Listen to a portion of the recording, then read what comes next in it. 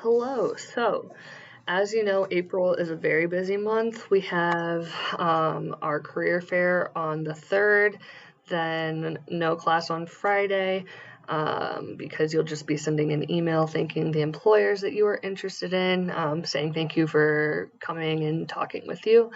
And then on Monday the 10th, campus is closed, or Monday the 8th, campus is closed. Then Wednesday the 10th, we're going to the library, and then the 12th, I'll cancel class and you guys can do independent work at home. And then the next week, you will have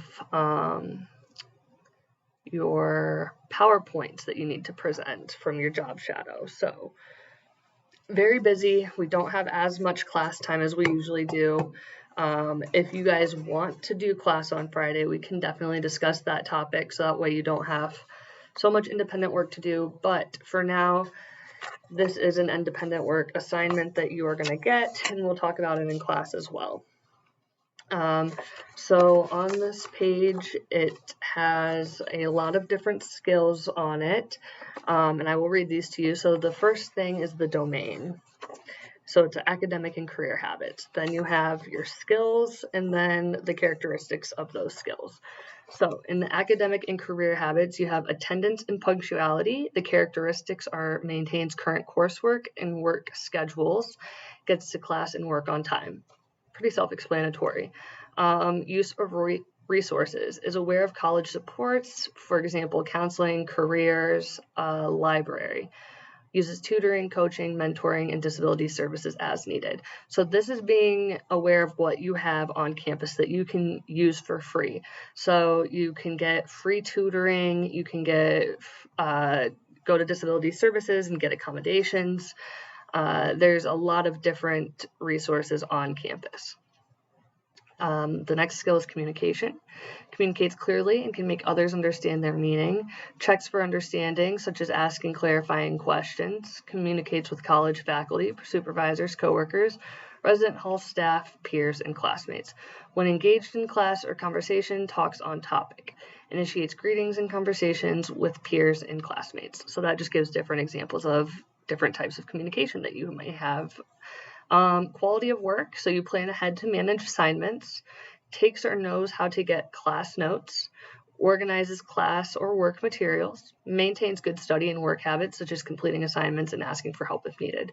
So this is more like using your planner to write things down and then checking your planner to make sure that you know things are written down, or taking class notes and then referencing those notes when you have a question about class. So that's kind of what the quality of work looks like in this scenario. Acceptance of directions and constructive criticism. So response to valid requests. If I ask somebody, hey, could you go close the door? That would be an example of a valid request if they're sitting really close to the door. Listens to and evaluates feedback from peers, instructors, coaches, coworkers, and supervisors. So if somebody gives you feedback, you take that feedback and apply it to your job or your work or your school, whatever it is that they're giving you feedback on. And what it would look like to not do that is to kind of argue with the person that gave you feedback. Changes behavior as a result of assessment or feedback if necessary. An example that we've ran into, at least in the RISE program, is people wearing name tags. That's a common one. So you got told to start wearing your name tag. Changing your behavior as a result to feedback would be wearing your name tag. That's a pretty harmless, easy example to think of. Accepts or understands work performance assessments. So if somebody gives you a work performance assessment, they might say, hey, you need to clean the tables a little bit better. You want to make sure there's no dirt on them. You would say, okay, I'll work on that for next time. So accepting the feedback that you are given. And the last one for this section is technological know-how. You follow email etiquette, so that's responding appropriately and in an appropriate time to emails. Uses office software like word processing, spreadsheets, slideshows, so PowerPoint, Microsoft Word. Uses cell phone to make calls, to text, and or leave messages as appropriate, so appropriately using your cell phone. uses mobile device to manage and monitor course schedule, assignments, and social activities, maintains social media accounts, and uses responsibly. So using your phone to help you with things. So using your phone as a schedule, using your phone as a reminder. And then using on-campus learning management systems. So again, that would be like Blackboard. So now the next section in domain, that was all one. The next one is community engagement. Commitment, so regularly attending class, job, and campus activities, follows through on assigned tasks to completion. So again, commitment just means that you're committed to doing what is asked of you. You're committed to going to class. You're committed to going to your job. If you enjoy going to class and activities, you're committed to going to those activities. And then following through on your assigned tasks. Respect, so adheres to college work and social rules and expectations, demonstrates respect as defined by culture, community to peers, instructors, coworkers, and supervisors, and manages conflict, frustration, or disappointment appropriately. So that's not calling people, so it would be not calling people names, not having outbursts at school or work, or in social settings. So just being respectful to the people around you and the property around you. Flexible attitude. Learns the attitudes and expectations of new environments and creates and seeks solutions to problems, can generate alternatives and identify additional solutions. So being flexible just means that you can adjust to whatever is going on. So if something changes, you can kind of fit to what it changed to. Responsible risk-taking, so considers ethical, safety, and societal factors in making decisions. Applies decision-making skills to deal responsibly with daily academic employment and social situations. So this means that when you make a decision, you're considering all of the things that decision may affect. For example, if you call off of work, then you are thinking about how that would be one day of pay that you're not going to have. So then you might have to adjust your budget. It might affect how your coworkers treat you the next day. If you just called off for no reason, they might be upset because then they had to do extra work. Things like that. Interpersonal skills, maintains reciprocal relationships with friends and peers, manages respectful interactions with professors and employers, friends, and classmates, engages in assigned group work during class. So this just means your interactions with others are appropriate. Curiosity, you're asking questions or you're looking for new information and you seek new experiences. Pretty self-explanatory. Awareness and use of resources. Uses a range of campus and community resources, such as the Career Center, public transportation, and health services, and you know how to find the information. The next domain is the balance of multiple roles. Your skill persistence participates fully in academic tasks or projects from beginning to end, problem solving where there are barriers.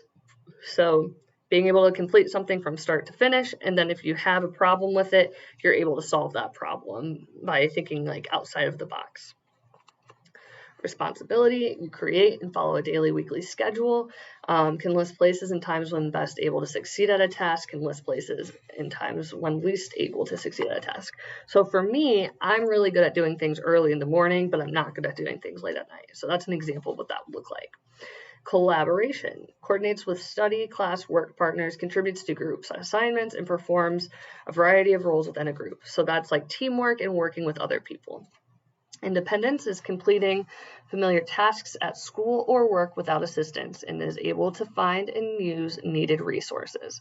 Participates in a variety of organizations. Oh, that's what independence is completing familiar tasks at school or work without assistance, and you're able to use the resources given to you. The next one is engagement. You participate in a variety of organizations and or groups, and you're motivated to learn. Demonstrates initiative in learning and demonstrates initiative in getting involved in activities. The next thing is self-direction. So that's the next domain. And then the next skill is communicates needs. So you're asking for help and asking for clarification, and you're using campus and community resources.